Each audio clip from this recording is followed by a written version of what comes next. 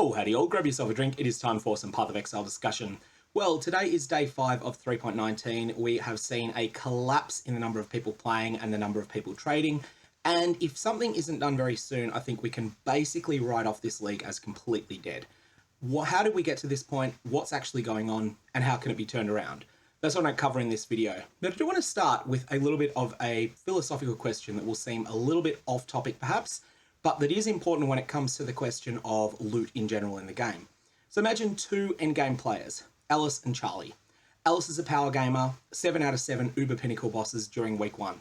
Charlie is an enfranchised endgamer, gets to red maps in week 2, does Maven and Uber Elder late in the league after building up to it for quite some time. Alice plays more efficiently, more skillfully, and in a more focused manner than Charlie, and has more game knowledge. Alice has an endgame goal to trade for an item, maybe Mageblood, maybe Headhunter, and it will take her 10 hours to acquire it after getting her Void Stone. So here's the question. How much playtime after getting his 4th Void Stone should it take Charlie to earn the same item? I want you to think about this. There's no wrong or right answers. This is about opinion. I do believe that at the moment, the correct answer of what it actually does take is something like 250, 300 hours. And I think that Grinding Your Games were trying to reduce that with this patch, but we'll come back to that later. So what was nerfed?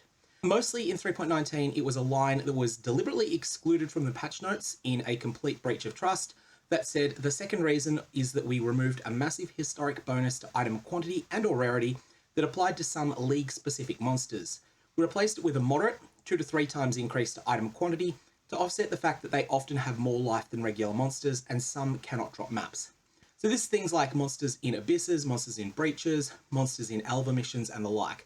Now this represents a giant reduction to loot from sources that go beyond Elk and Go mapping.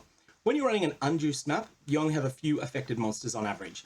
You have an 8% chance to have a breach, for example, and that breach won't have all that many monsters in it unless you're specialized in breach.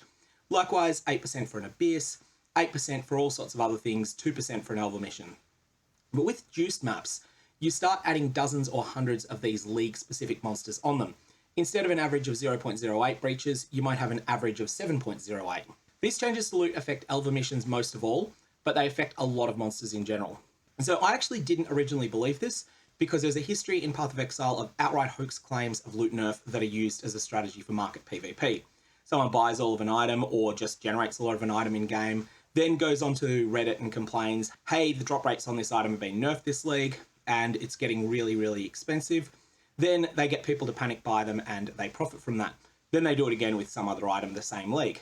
This has been very common, these sorts of hoaxes, much more so than major patch note omissions. And so early on, I felt like this was just another one of those. I actually also had unusual luck myself while leveling. I didn't get a falling at all until the very end of Act 4, and it was one I couldn't use. So I couldn't actually use a falling because the first ones I got were unchromable. I wanted blue and green and I was getting them on pure armor bases. I couldn't use a falling until Act 5. I thought, oh yeah, if this is widespread, then Reddit's going to be up in flames about it, but it wasn't. Now, the other thing is that people often forget how low loot feels with a sub 50 Atlas bonus. However, I think it's clear that I was wrong on this. It's not a hoax or an error. It is a big, big, big change. And it was not in the patch notes at all. I wanted to quickly outline 7 player types and give a bit of a sense as to how this impacts everyone. So again, we've got Alice, the power gamer, Bob, who I'd term a mid-core gamer, Uber Elder dead by day 10, maybe Mageblood by the end of the league if they love the league.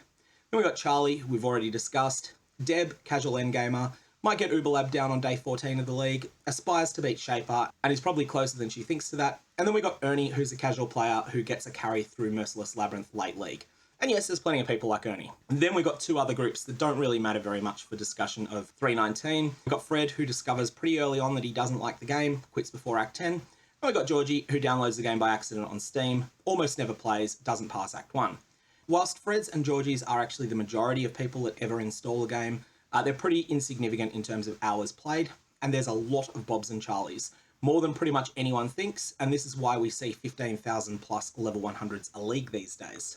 So what this patch represented was essentially a 3.15 level of nerfs, but to high-end loot, more affecting the Alices, the Bobs, and the Charlies of the world, less effect on Deb, minimal effect on Ernie. So 3.15, just as a quick recap, saw widespread nerfs to player damage through 2 main sources. Support gems were nerfed across the board, affecting all players who reached 6 links roughly equally, with lesser nerfs to players who only got to 4 or 5 links in item progression, and significant nerfs to flasks, which affected power gamers much more than casual players. And if I was to put a number on it, this would be a 75% nerf to Alice and Bob's power, 60% to Charlie, 50% to Deb, and 40% to Ernie. Now, 3.19's nerfs to drops from league-specific monsters are similar in magnitude. In theory, I think this could have made the game better.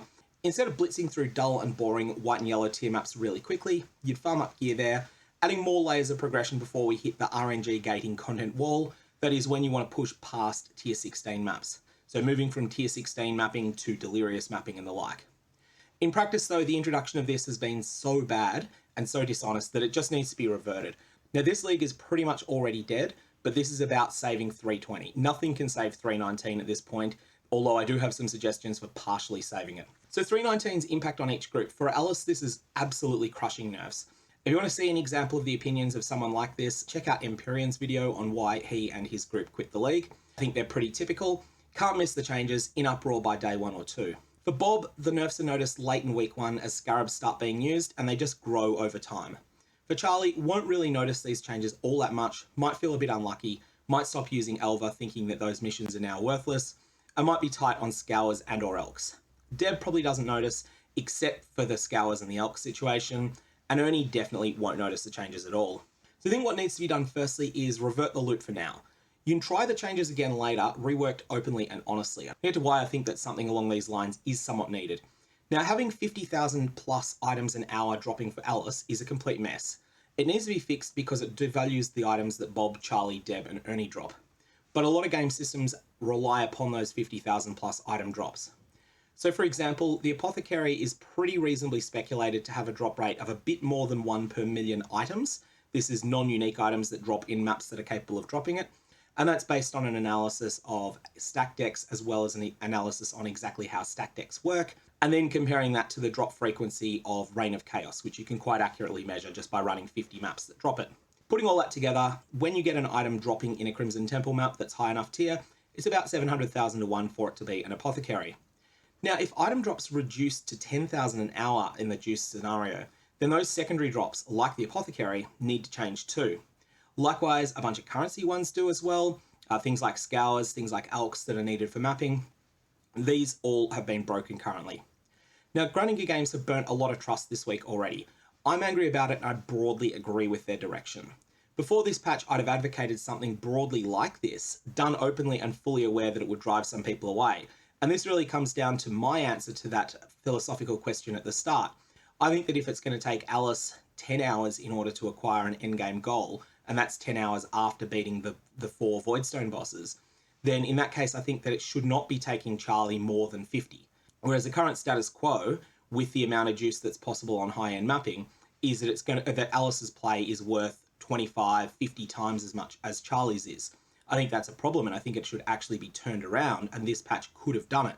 Instead, it was done so dishonestly that this has to be reverted. This league is already a debacle. Nothing can fix that, as the league start period is so important to many players. Reverting the loot changes entirely is the least bad option. It doesn't solve the loss of trust, but it's at least an acknowledgement of fault and a commitment to attempt to undo what's been done. So I've got to have my own contingency plans. Obviously, I'm still having fun with this league and I still intend to play it, even if I have been spending more time writing and rewriting videos than playing so far this week.